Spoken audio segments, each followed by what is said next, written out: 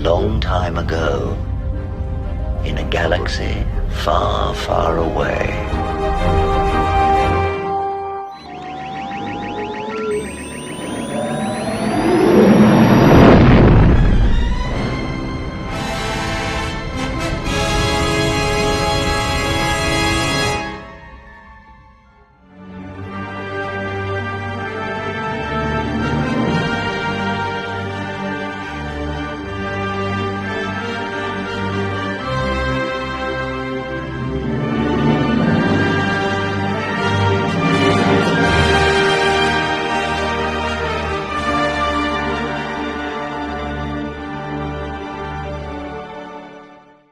So I think many of us kind of had to scratch our heads and think of a time when Bob Iger wasn't the head of the Walt Disney Company, but for the Chapek burp there in 2020 to 2022, or 2022.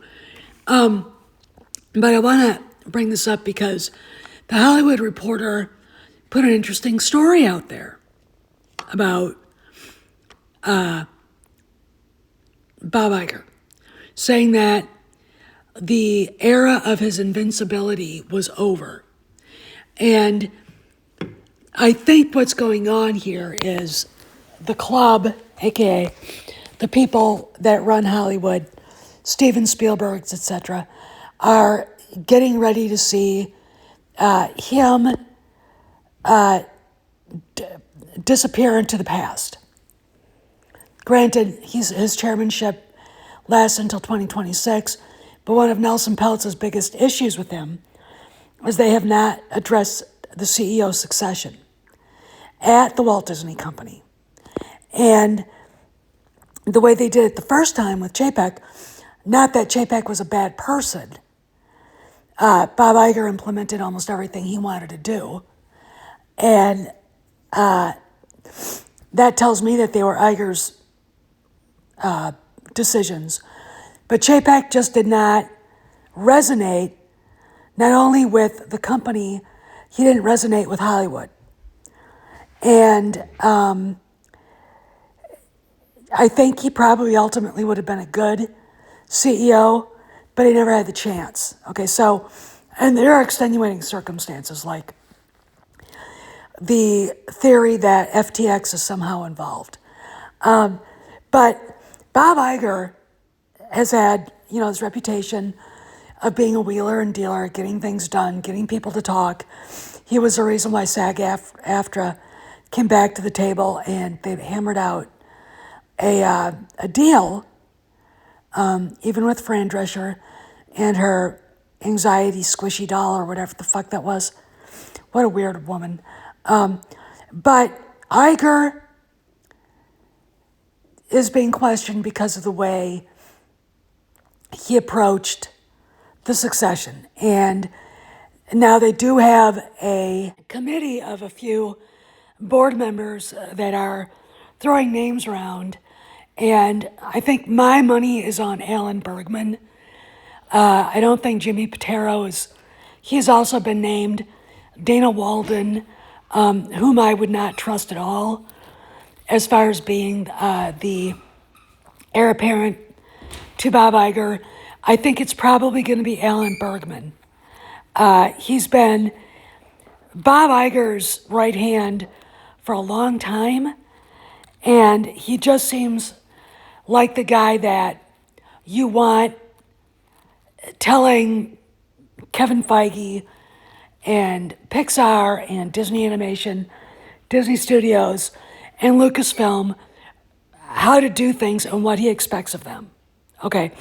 And I don't see him falling for the woke shit.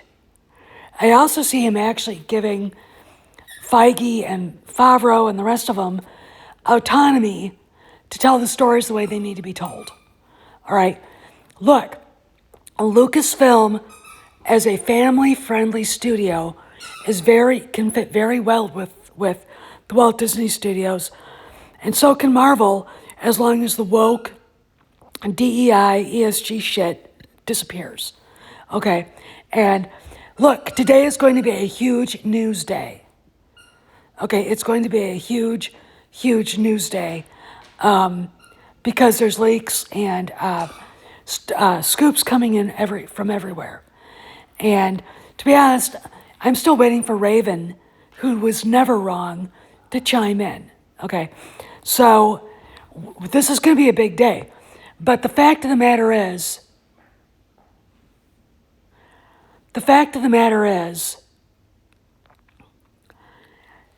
Iger is the one at fault. He is the one, look, if I was Peltz, I'd go, why did you buy the 20th Century Fox and Fox Searchlight and then never use them? Okay. If the squeak behind in the background is Kojak playing with his unbreakable Christmas tree, I just want you guys to know that. Puppy Bear is having a blast right now and been begging me to go outside, so we're going to have to let him outside pretty soon. But anyway, back to Iger. I would be asking why they bought these two entities they don't use for so much money. I can see buying Lucasfilm. Lucasfilm was undervalued at the time. Marvel too. Both in their own way kind of fit the Walt Disney Corporation. You don't put yourself into needless debt, which is this is my biggest problem with Iger. He's such a wheeler and dealer. He used the Walt Disney resources as his own personal ATM machine. And it's like, that's not good business. And now he's got this succession issue coming on. My money's on Alan Bergman. I'm sorry to say that. It just is. And it's just going to get worse before it gets better for Iger if this stuff keeps happening, okay? There's a lot of stuff going on today, like I said, and I'm going to be making tons of videos. I just want you guys to know. But the fact of the matter is, Iger has worn out his welcome, all right? He probably should have retired 10 years ago or gone off to do something different 10 years ago, okay? And it's kind of like, I can't remember the TV mogul saying, after 7 years, you might as well wrap it up.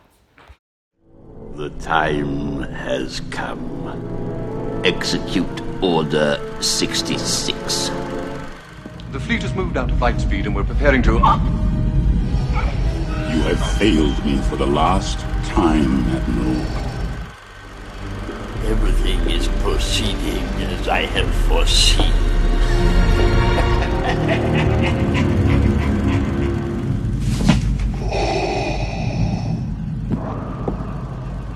Apology accepted, Captain Nida.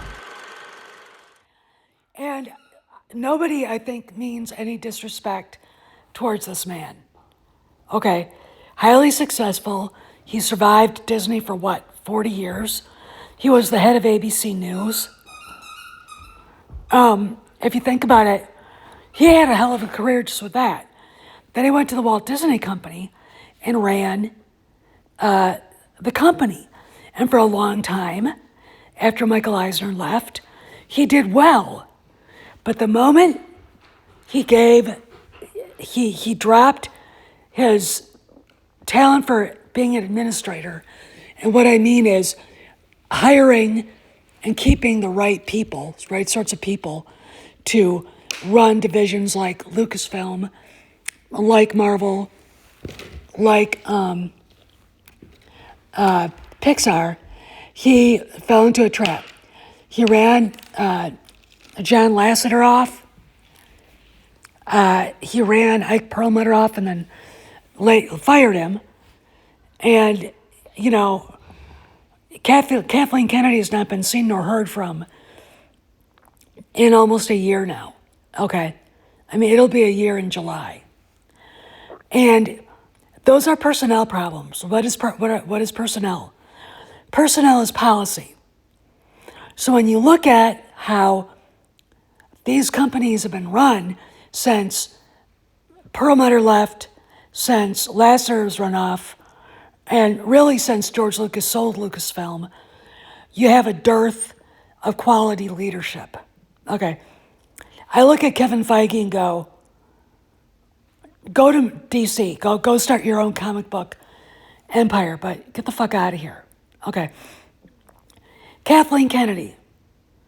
All right, they sold their house in Malibu above the Cove for, well,